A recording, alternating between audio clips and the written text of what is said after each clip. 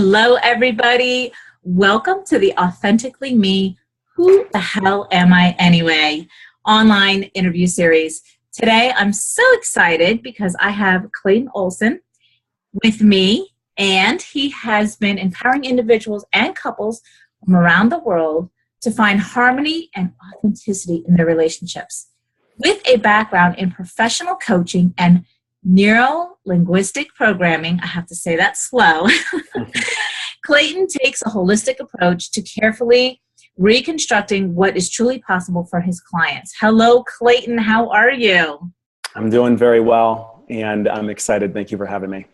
I'm excited to have you here too today because you have like just this awesome energy. And, you know, when we spoke on the phone, it was just shining through, and we wanted to save it for the interview because we want the listeners to get like all the juiciness. So yeah, I want to start off, Clayton, and ask you, what does authentically me mean to you? What a big question. What a big question. And it's one that I've actually been thinking about since our last conversation.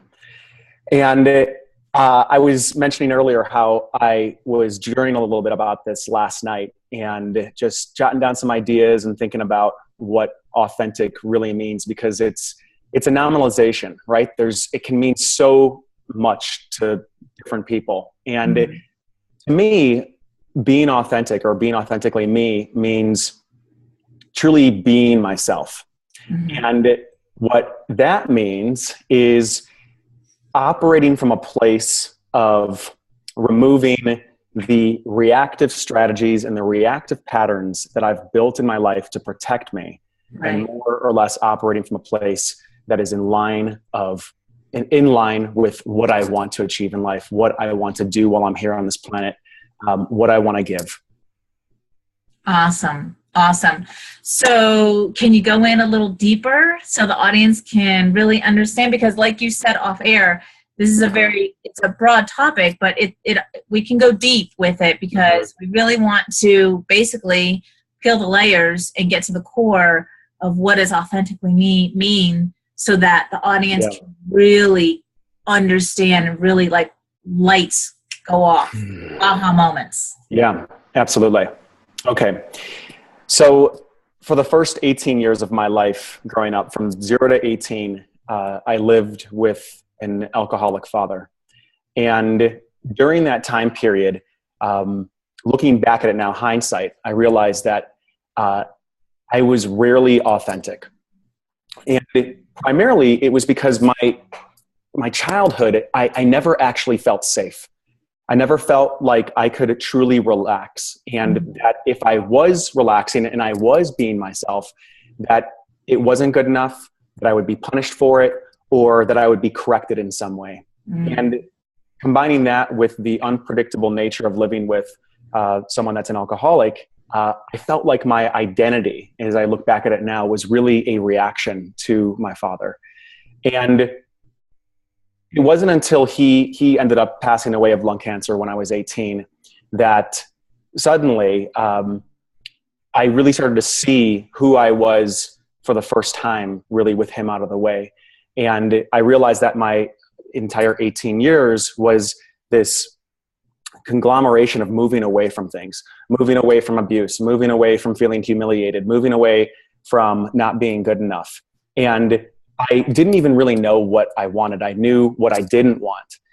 And at that time, I made a few decisions in my life to make sure that I was actually never that person again, where I ended up making decisions around, I'm going to be smart. I'm going to achieve. I'm going to go for it in life. I'm going to drive forward and be the best at whatever it is that I put my mind to. And so this was a turning point in my life at around 18. So I've had all these different patterns come up around what I want to achieve, who I want to be, how much money I want to make, what I want to do in the world. And it wasn't until about 10 years later, in my early 30s, that I started realizing that I traded in one form of inauthenticity actually for another level of inauthenticity. And I started seeing that all of the patterns that I had created to be successful and go after my dreams and be a workaholic and be extremely driven were really me, again, running from something that I didn't want to be, rather than being filled from a place of playfulness, connection with myself, presence. Mm-hmm. And so in the last couple of years, there's been this deconstructing and realizing and also being thankful for everything that's happened up until this point. But it's been a pretty sobering last couple of years, seeing how a lot of the strategies that I used, such as being driven and being intensely goal-oriented, have gotten me to where I'm at.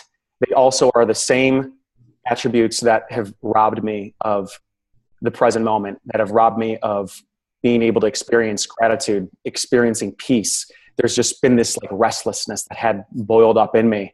Mm-hmm. So I've been now beginning to unpeel those layers more and more and start to ask myself, who am I underneath all of this? Mm-hmm.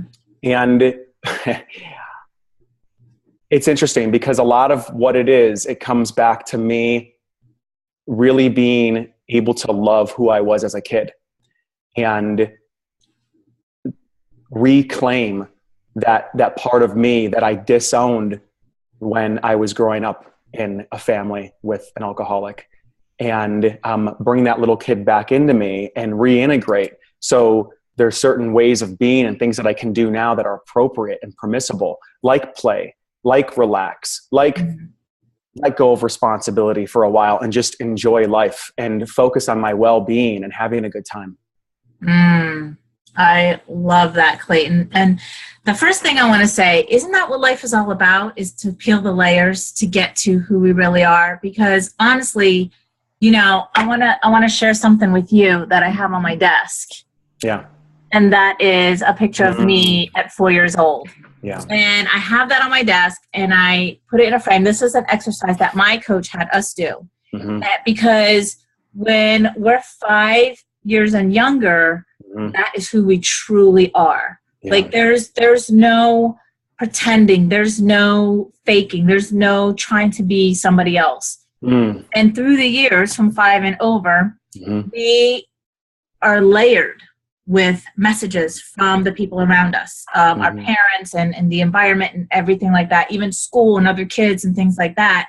Yeah. And then we get into adulthood, and if you're fortunate like we are, you're way more fortunate than I am, because I started in my 40s to start peeling layers.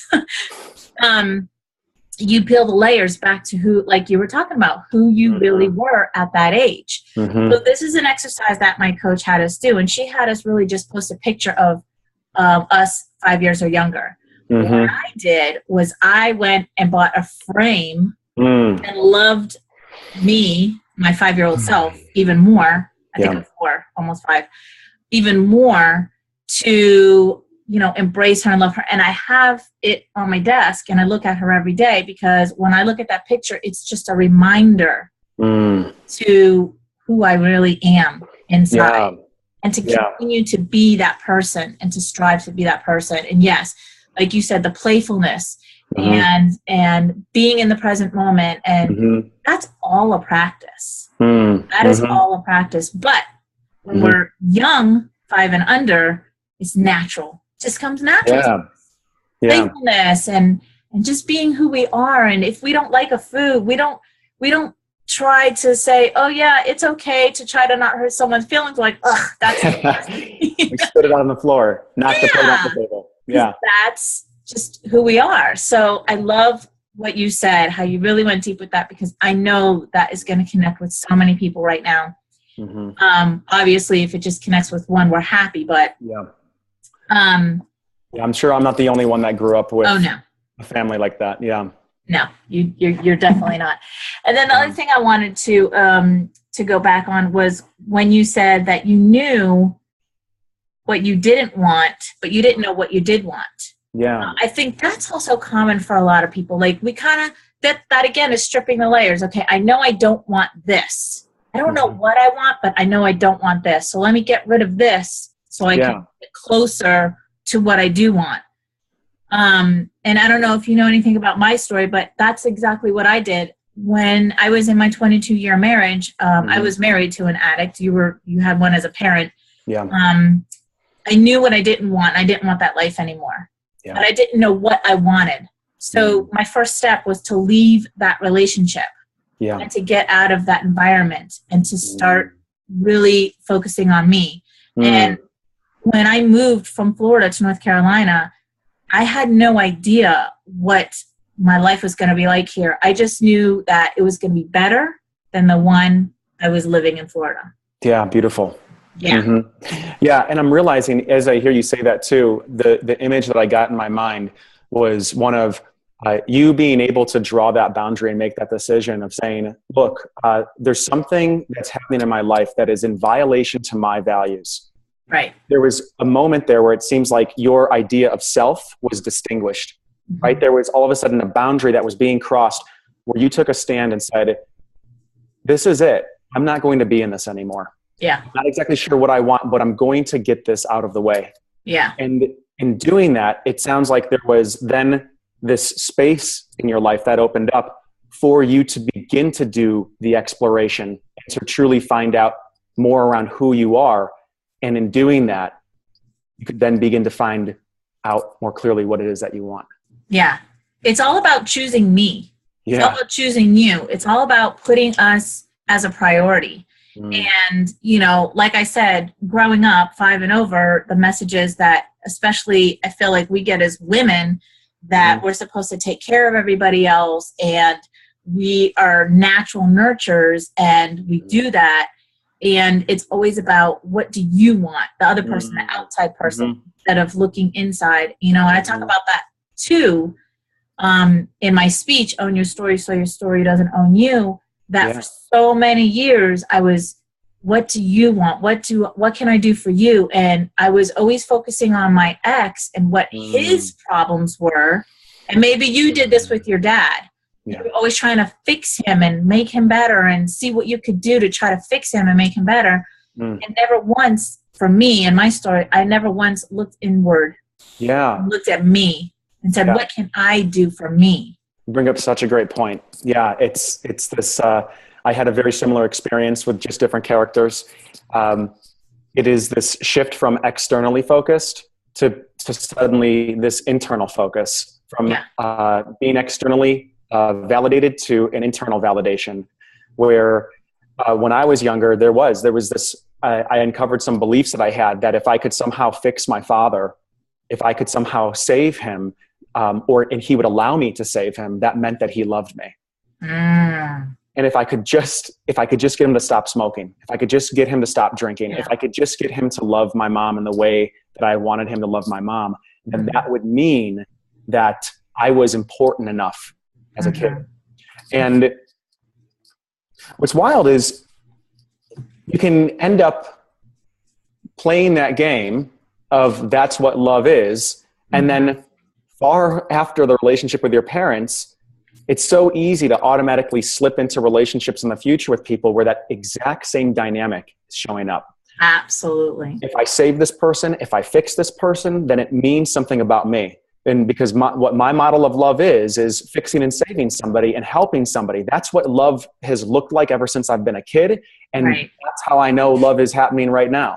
And you bring a great point up about when you can begin to own it, you can begin to see the game that you are playing. You can stop it from owning you. And then you have the ability to let it go and do something different at that point. And that is the scariest. That is possibly the scariest thing that I've ever had to confront and do, is say that maybe my model for love needs to be upgraded.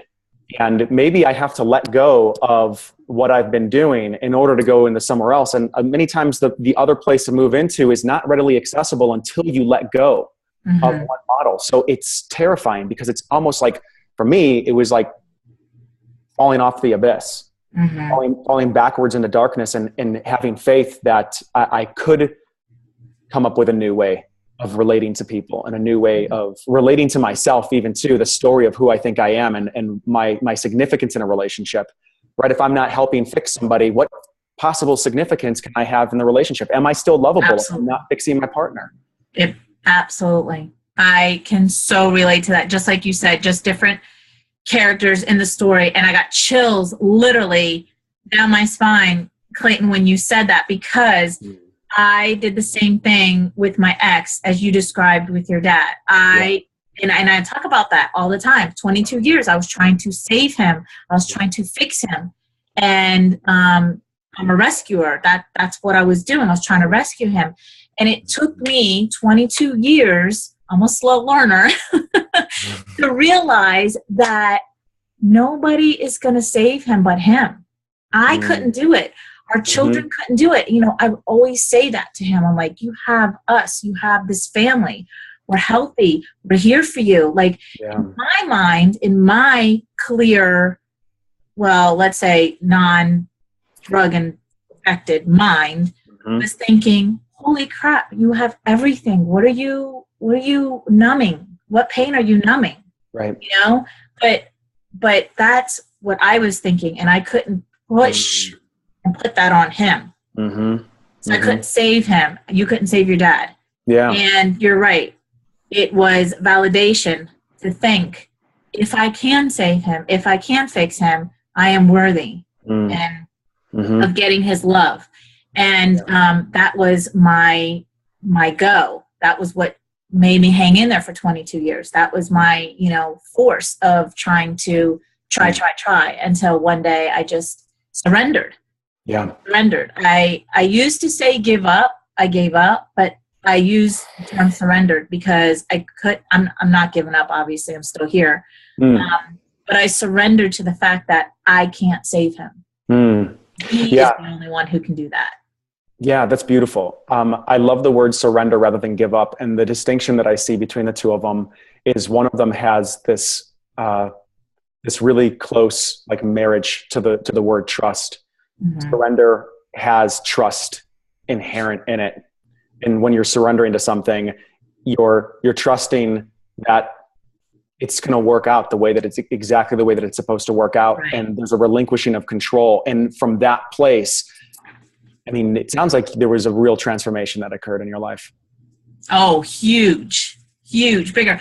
Because the one thing I want to write down trust, because I want to go back to that. The one thing that I strive through so for me, when I got married, the day I got married, I made a promise to myself, and that was, this was it. This was it.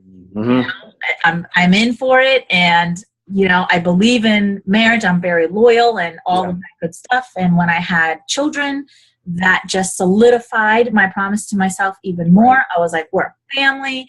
This, stand by your man.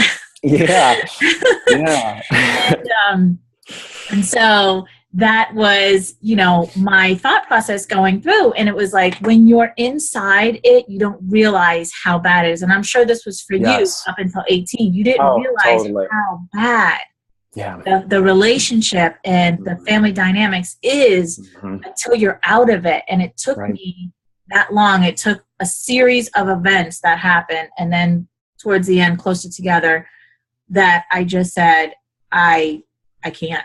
I can't. I can't do it anymore. And I need to start living for me because, I just sent out a newsletter to my on my list, and I described it like this. It was like there was one pile of shit after another that I was constantly cleaning up. And it was like every time I was almost done cleaning up this pile of shit, there was another pile of shit right behind. And you're not getting paid to clean up shit. Right? It's not your job. It stinks and it's nasty and it's like you're constantly cleaning up. But I want to get back to the trust. Yeah. That's huge. Yeah. And in my story, and I want to hear yours too, Clayton, that for me, it was trusting myself, like you said, trusting myself and trusting the process that what I'm doing is all going to work out perfectly.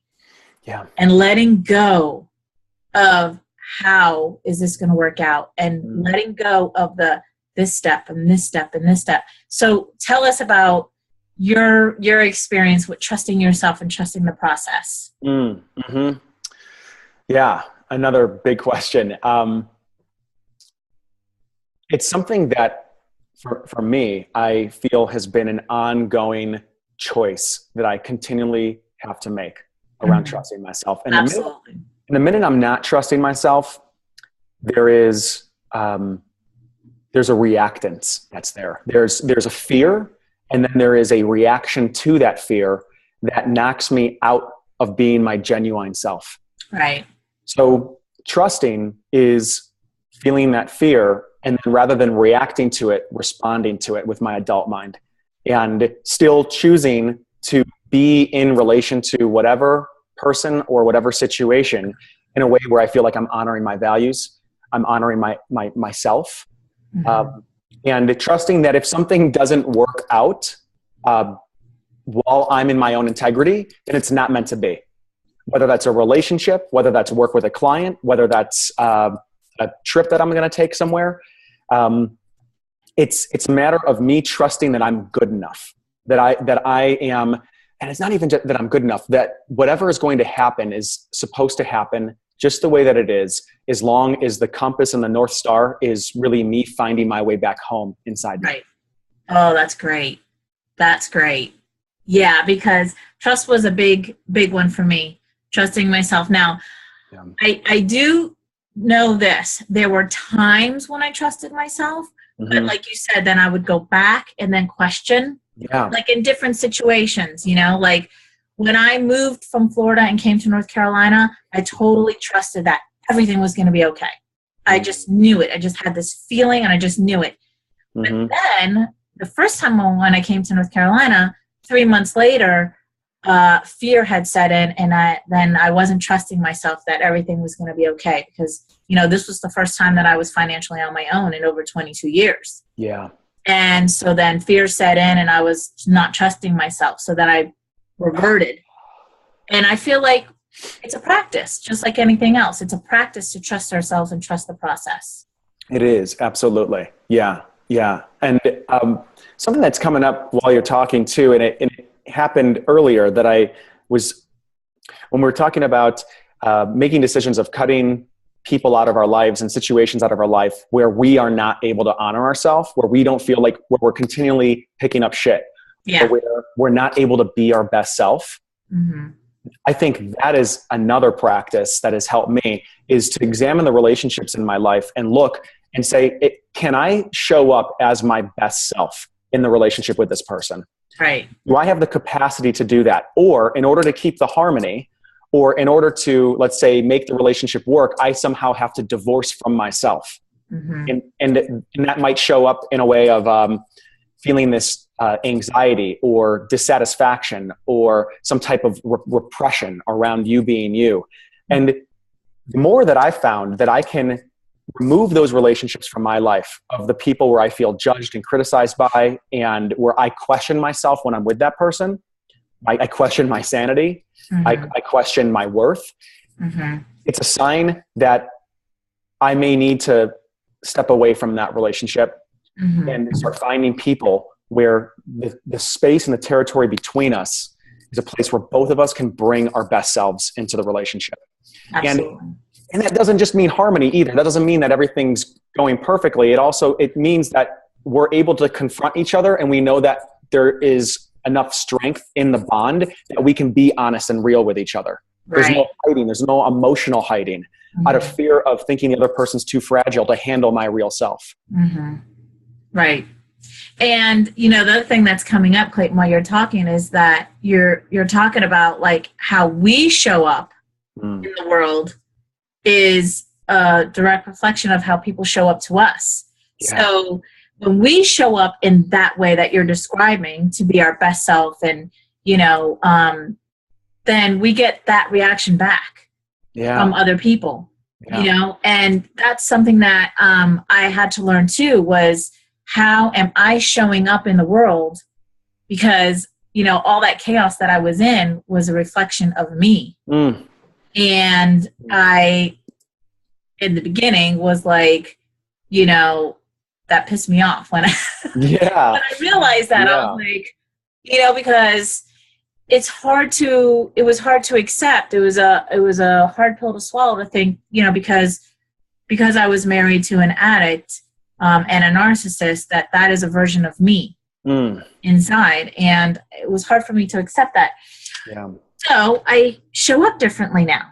Yeah. And beautiful. I get better people not better people, but people show up differently to me. Yeah. The way I show up. Right. Sounds like an upgraded dynamic. Yeah. Yeah. That's beautiful. It's a constant process, and it's a constant peeling. Yeah. I was recently in Sedona, Arizona, and I ended up talking to a psychic while I was there. I went in for a half-hour session to a psychic at I think it was the Center for New Age or something. And I talked to this older gentleman. I think he was in his 80s.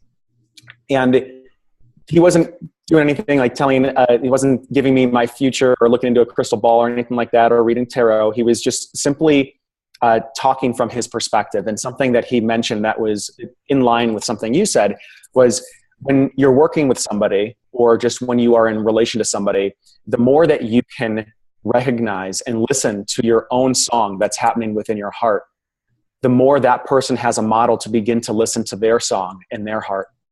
So I hear when you say, it seems like a very similar parallel to this idea of the more authentic you are in yourself, other people begin to show up in your life that resonate and vibrate at that same level, because there's it's like we're all leading each other back to ourselves. Right. Absolutely. We could talk forever, Clayton. I would love that. I know, we really could. Like, I really don't even want to end this, but we're running out of time, because I feel like we could really just go on and on. Yeah. There's so many golden nuggets and ahas in this. So much like that.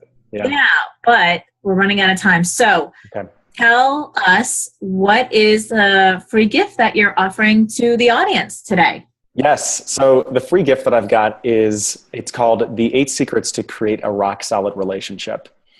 And after several years of coaching and my own deep dive and exploration into relationships and self-development, I've created a PDF that's free that outlines 8 core principles that actually make a relationship work and love last. So they're not necessarily tips, but they're core principles that if you adopt, whether you're in a relationship, whether you're a man or a woman, or whether you are wanting to get into a relationship, these will help you understand and see relationships from a place that gives you more control, more power, and more responsibility in being able to create it and create it the way that you like. Awesome. Awesome. So generous of you. And so what other ways can the audience get in touch with you? Yes. So if you are interested in speaking with me one-on-one, you can email me at clayton@claytonolsoncoaching.com, or you can go to my website, which is claytonolsoncoaching.com, and you can click on the contact form and fill that out and send me a note. I'd love to hear from you. Awesome. Well, it was such a pleasure to have you here. I feel like, when I get chills in an interview, it's powerful. Beautiful. Some powerful shit. Yeah. Thank you. Thank you. Thank you so much, Clayton. I'm honored to have you on this panel and spread our message of being authentic. It was my pleasure. Great. Well, everybody, until next time, we will see you on the next interview. Thank you so much for being here. Bye.